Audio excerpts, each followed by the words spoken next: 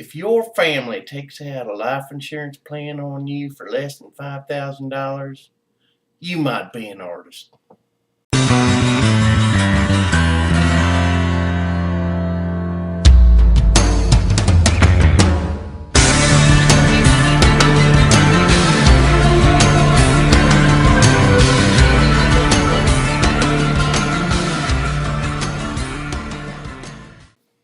Okay, greetings everyone. The Accidental Geek is back for another wonderful episode of Whatever Ever. So how's everyone doing? I wanted to make just a short video and talk a little bit, as I said in my last one, I want to talk a little bit about my art vision. And the reason I want to do that is because I get a lot of confusion from people when they look at my art, and so that's why I don't want anyone to be confused as to where I'm coming from. And again, art is a completely 110% subjective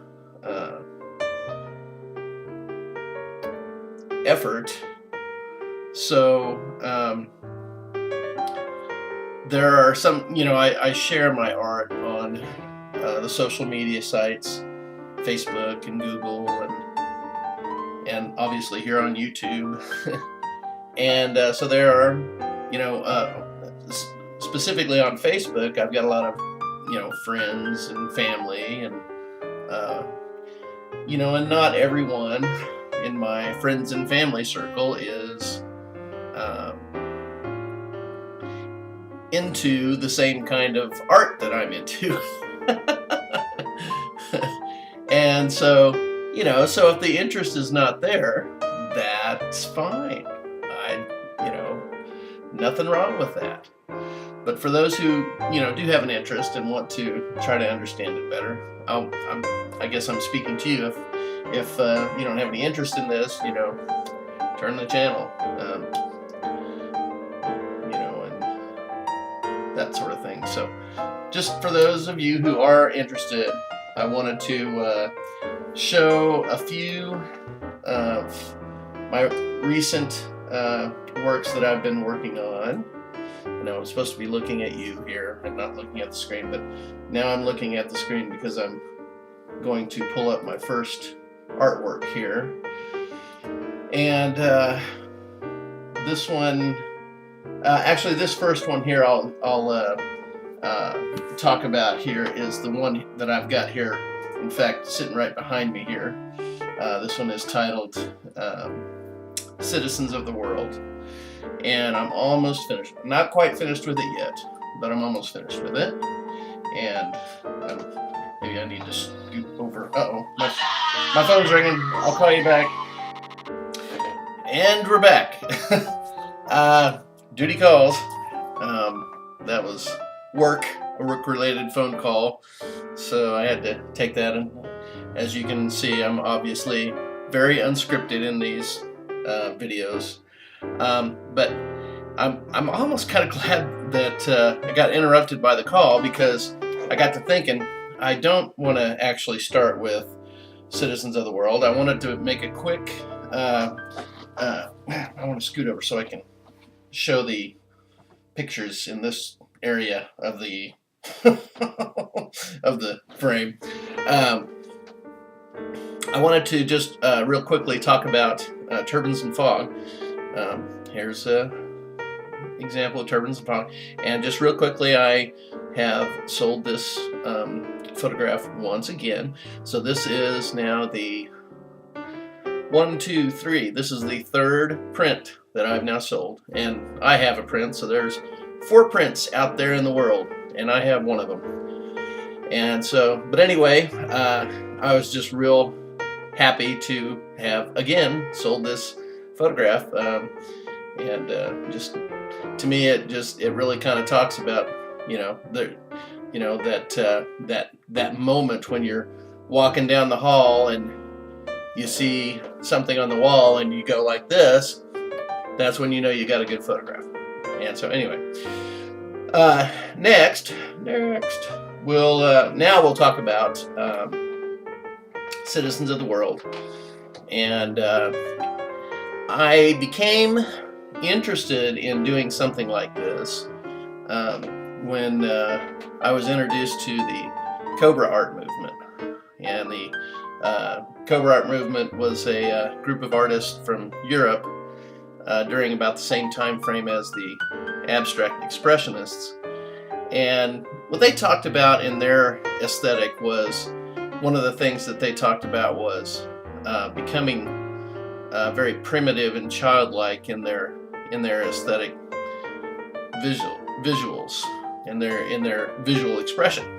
And so taking a canvas and recreating that childlike sense of that mark making on the canvas was, and you know, when I read that and saw some of the art from the Cobra movement, I was very moved by that, because it's just wonderful. If you look at child art, it is just so pure and just so playful. And so that was what was inspiring me to create this particular painting. And so that kind of tells you a little bit about that one. Okay, so what's next here? And here I am looking at my computer again instead of looking at you. A few other paintings that I want to show. And again, I want to talk about just kind of the idea of using non-objective shapes and lines and forms in, you know, drawing your or painting your making your painting. You know, and a lot of times I find that, you know, when someone looks at a work of art, just naturally there's just a human instinct to try to figure out what it is, and that really is not the point in this kind of work. The idea of non-objective work. If you're trying to find an object in a non-objective work, that is, I mean, you're defeating the purpose of you know, what that visual is about. It's not about an object. It's about expressing a feeling or an emotion. And you're just looking at, you know, you're looking at the brush strokes, and you're looking at the colors and the arrangement of the shapes, and what the viewer should be looking at is not what is this, or you know, I'm trying to find the object in nature in this painting, but rather what you should do is look at it and you can almost kind of see, you know, the artist making the shapes and the arrangement of the shapes and the colors that the artist is using, and the arrangement of the colors, and then just kind of look at it as a whole. Just kind of let it, you know, soak in. Try to resist that urge to try to find something. And you know, we had this conversation in, you know, I'm taking a painting class, and we always do a critique mid-semester and then at the end of the semester. And we always have these conversations about whether or not, you know, these paintings should be titled. You know, specifically, this is the conversation we had at this last critique, because I have been titling all of my works, and the conversation came up because there was another student in there that she's very representational in her aesthetic, and so she naturally wants to find something in these paintings.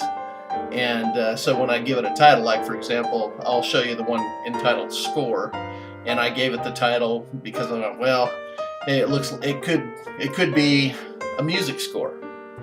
And when I said that, oh, okay, that makes sense. But then, the conversation turned to, well, wait a minute, but other people looking at this might not see that in there, and they want to find that their own interpretation of that. And so I'm always struggling to decide whether or not to title these. Now with Citizens of the World, that just begged the title. But it's not very ambiguous. I think it's very unambiguous in the content of the visual, and a lot of these others are maybe a little bit more ambiguous. Let's see. Where was I?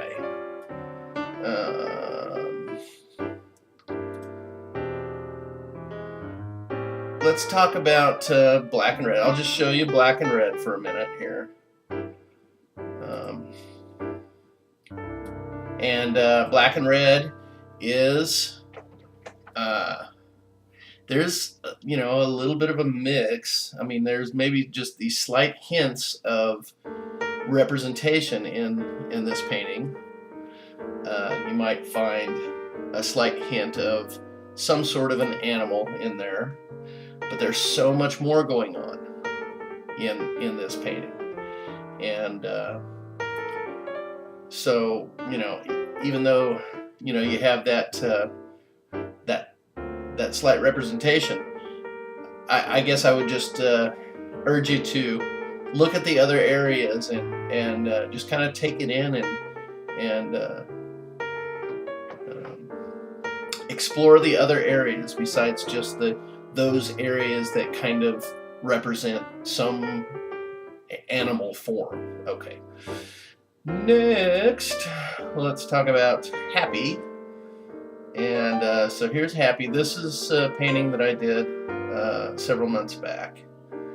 And there is a little bit of representation in this one as well. But there's a lot of non-objective abstraction in there as well.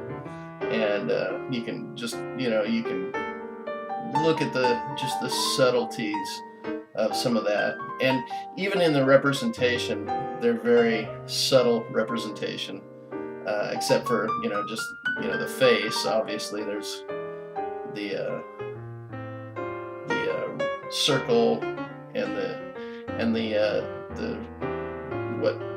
what you would think of as the teeth and the eye there, kind of representing the face of that character. Other than that, there are some hints of other things, facial features or whatever, but looking at it, stepping back and looking at it, as the whole picture and how it all kind of fits together. And I loved making this because I didn't really have a real strong idea of what I was doing. I just started out making marks on the canvas, and then I'd step back and look at it, and I guess as a human being, I naturally I'll look at a certain section of that. Well, that kind of looks like something there. Let me kind of tweak that a little bit. And that's how it kind of builds organically. And sometimes that's how some of these hints of representational features end up in these works of abstraction. Okay, next, I'm gonna try to hurry this. I think we're starting to get a little bit long on this video. Next is overview. Overview again was a painting that I at first really didn't have a whole lot of confidence in. It's just a small canvas. Happy's a small canvas too, and overview is a small canvas. and it is completely non-representational in its visual. Um, but I think there's a lot of energy that's going on there, and that's what I love about. I love about the non-objective work is the energy that you can see in those marks that you make on the canvas. That's what makes a non-objective work so brilliant. Is just when you see that energy in the brush strokes. That's what is just fascinating to me. And let's see. So this last one is a score that I had referred to, and this was this one and Black and Red are two paintings that I'm currently got over at the studio that I'm painting as part of my class with Susan Kopis over at the junior college. And then Happy and Overview are both paintings that I've done here at the house. And I've got some others too. I'll be sharing others as we move along. But I'm going to go ahead and wrap this up because this video is probably starting to get long. So thanks for viewing, and glad for those of you that enjoy my art. I'm glad you enjoyed it, and I will see you next time.